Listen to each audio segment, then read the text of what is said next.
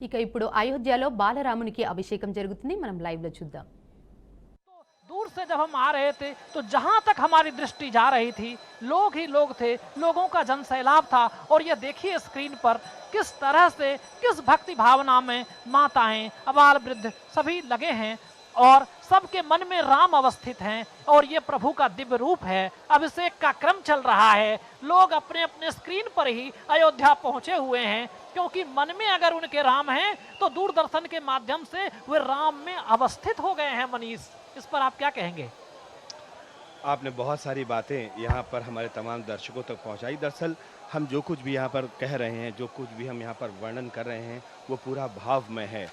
भाव है तो भगवान है और भाव है तो भक्त है, भाव है तो भारत है और भाव है तो भंगिमा है। और इन तमाम भंगिमाओं को, यानी कि हमारे और चेहरे पर जो खुशी है, हमारे और चेहरे पर जो एक आंखों में चमक इस समय दिख रही है, वो तो नहीं, लेकिन हम तमाम दर्शकों को, हम अब जो श्रद्धालु यहाँ पर आ रहे हैं, उनके चेहरों को हम दिखा पा रहे हैं। और कमोवेश जो उनके चेहरों पर खुशी है, वही खुशी हमारे चेहरे पर भी है।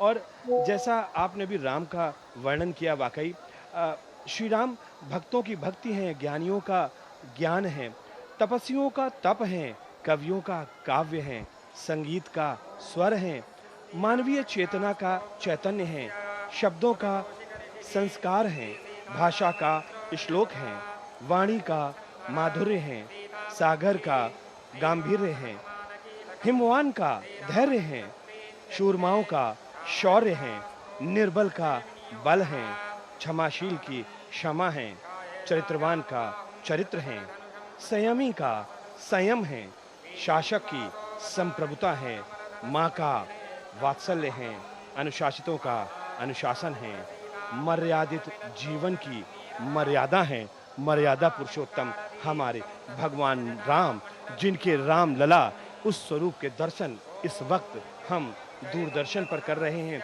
और अपने तमाम दर्शकों तक उनके वो दर्शन पहुंचा रहे हैं। दरअसल भारत राष्ट्र की चिरंतन चिति दैहिक दैविक भौतिक जीवन की आश्वस्ति हैं हमारे भगवान श्री राम।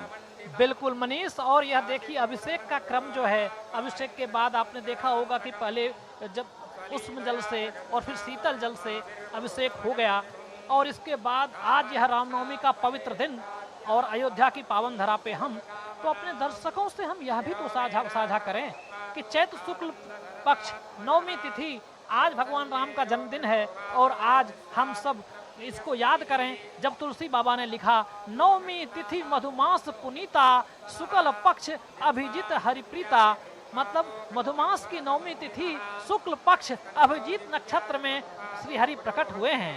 जी कमलेश, और इसको हम इस तरीके से भी कहते हैं कि जब अन्याय का अंधकार घना था तब अयोध्या में उजाला हुआ था। राक्षस जाति के तमाम लोग ऋषियों और मुनियों को परेशान कर रहे थे। जब अन्याय का अंधकार घना था तब अयोध्या में उजाला हुआ था। मर्यादा पुरुषोत्तम का जन्म, स्वयं धर्म का निरूपम ललाट उजाला हुआ था। तो हम इस तरीके से भी कह सकते हैं। अब कुछ ही क्षणों का वक्त रह गया है कमलेश, हम अपने तमाम दर्शकों को भी बताएंगे कि ये जो क्रम है अभिषेक का, वो अब समाप्त होने वाला है। कुछ ही क्षणों के बाद में जो पर्दा है वो गिर जाएगा और उसके बाद उनके वस्त्रों को बदला जाएगा और उसके बाद फिर श्रृंगार, रामलला का हम श्रृंगार देखेंगे।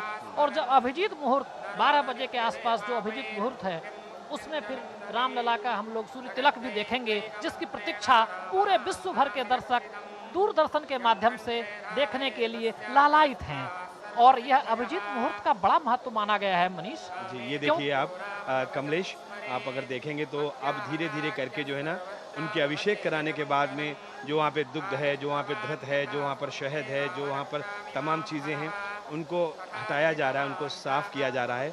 और उसके बाद में 10:30 जैसा कि एक कार्यक्रम निर्धारित किया गया है, 2-3 मिनट 4-5 मिनट का ऊपर नीचे हो सकता है क्योंकि ये तमाम रीति रिवाजों को संपन्न करवाया जा रहा है। लेकिन जो कार्यक्रम का जो निर्धारण किया गया है 10:30 से लेकर 10:30 से लेकर 10:40 तक पर्दा रहेगा, यानी कपाट बंद रहेंगे और उस वक्त उन रामलला के वस्त्रों को बदला जाएगा। बहुत सारी बातें लगातार हम कह रहे हैं, लेकिन वाकई जब ये चेहरे आते देखिए ना, हमारी माताएं, हमारी बहनें, हमारे बच्चे, कैसे कितना ज़्यादा उनके चेहरे के, कहते हैं ना कि वो जो दांत है ना 32, किसी किसी के तो 32 दांत पूरे पूरे दिख जा रहे हैं, वो इतना आनंद में विभोर हो जाता है कमलेश।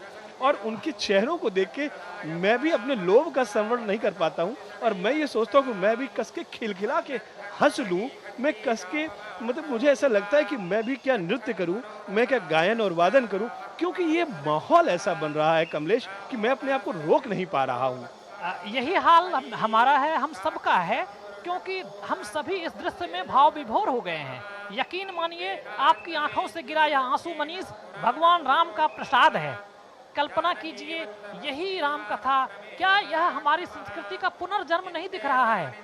जहां शब्द चूक जाएं वहां भक्ति बोलती है मनीष, शब्द के चूकने पर भक्ति बोलती है, और आज अयोध्या से भक्ति बोल रही है, भक्ति गूंज रही है।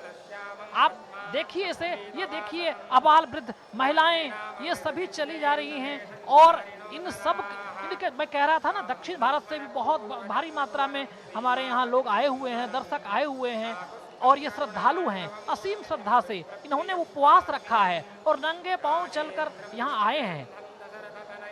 राम होने का अर्थ बहुत बड़ा है कमलेश। वाकई जब आप अपने भगवान के समीप होते हैं, जब अपने आप आराध्य के समीप होते हैं, जैसे आपने कहा, निश्चित तौर पर आंखों के अश्रु यूं निकलते हैं कि जब हम भाव में बह जाते हैं ना, तो वो शायद आपकी आस्था, आपका जो अनुराग है, आपका जो अपने आराध्य के प्रति प्रेम है, वो अपने उच्चतम शिखर को छूता है। और जब उच्चतम शिखर को छूता है तो आप स्वयं में न रहकर आप उसमें समाधिस्थ होने लगते हैं, आप बेकल होने लगते हैं, आपके आंखों से अपने आप अनायास अश्रु आने लगते हैं। अश्रु कहीं ना कहीं वो पश्चाताप के भी होते हैं, कहीं ना कहीं ग्लानि के भी होते हैं कि मैं अधम हूँ, शायद मैं उस तरीके से आपको याद नहीं कर पाता हूँ, शायद कहीं ना कहीं हमसे कुछ भूल हुई होती है, कहीं ना कहीं कुछ अपराध हुए होते हैं। वो पश्चाताप के भी अश्रु होते हैं, वो प्रेम के भी अश्रु होते हैं, वो आराधना के भी अश्रु होते हैं, और वो कहीं ना कहीं आलिंगनबद्ध होने की आत्मा और परमात्मा की जो स्थिति होती है, वो उसके